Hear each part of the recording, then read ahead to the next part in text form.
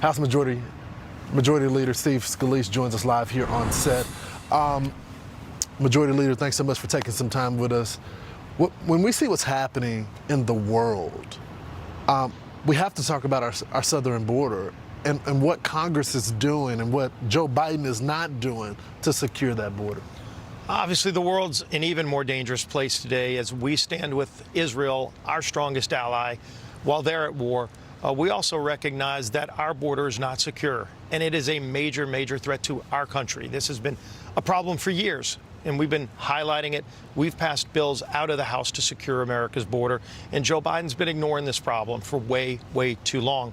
One of the things I've talked about as Speaker Steve Scalise, I will be challenging President Biden day one to focus on securing the border with us. We've passed strong legislation to do just that. There's not just Republicans, Democrat mayors all around the country recognize this problem. It's not just a threat to our border states. Every single state is now a border state. People on the terrorist watch list have been identified already coming across the border that have been caught. Imagine the ones we haven't caught on the terrorist watch list from very bad countries. This isn't South and Central American countries we're talking about. Over 150 countries around the world, including Iran, other countries in the Middle East who have come across our southern border because Joe Biden opened it up. It has to be closed. We have to protect the people here in the United States. It is a dangerous world. President Biden's made it more dangerous. We have to secure our border. So you brought it up. You said, as Speaker Scalise, I know there's been, for the past 2 days, closed-door meetings. There was a forum.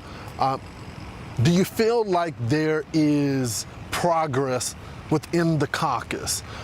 Is Kevin still in, is the big question. And number two, if he's not in, do you have the votes to become Speaker? Yeah, Kevin said yesterday he's not in, but we've been having a lot of conversations about how we get back to work. I mean, if you look behind us at this Capitol, the Congress cannot work right now without a speaker.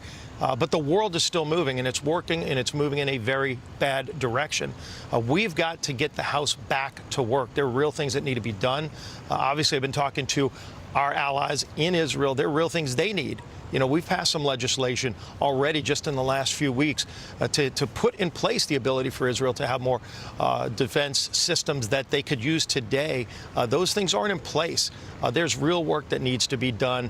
Our members, I think, have a stronger resolve than ever to get back to work. I want that work to start today. Let's go do this. But do you feel like you have the votes right now to become Speaker? Our momentum has been growing. I feel like we have the votes to do it, and not only do it to do it today, to go upstairs on the House floor, get 218 votes, and then get back to work for the people who elected us. There are a lot of things that need to be done. There's a lot of work that needs to be done. People all around the country are counting on us. People all around the world are counting on us as well. Let's go get back to work, and let's do it today. What is it going to take? And by the way, we offered Jim Jordan that same opportunity to come on today. He wasn't able to make it. What is it going to take to unify the party? Because one thing that we've heard from our audience, they want you guys to fight for them. They do have some issues with what's happening in Washington, but they don't like the disunity. So what would you do to unify both wings of the party?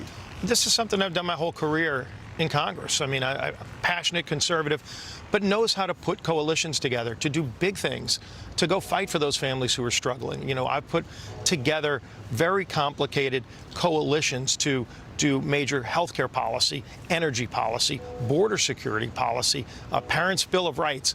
All of those things are things that might look easy after they pass when we all come together.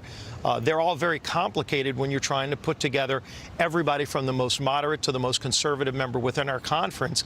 But then you look on the House floor and say, wow, they had a really big vote and everybody came together. How did that happen?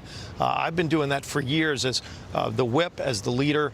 And I understand the differences between our members, but we all have a lot of the same goals. Sometimes we get lost in the shuffle because, you know, everybody wants to go in their own camp.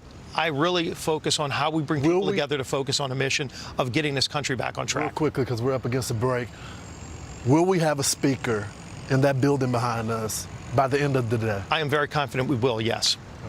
Thank you, sir. Let's go get it done. Thanks. And prayers for you and your health. God bless.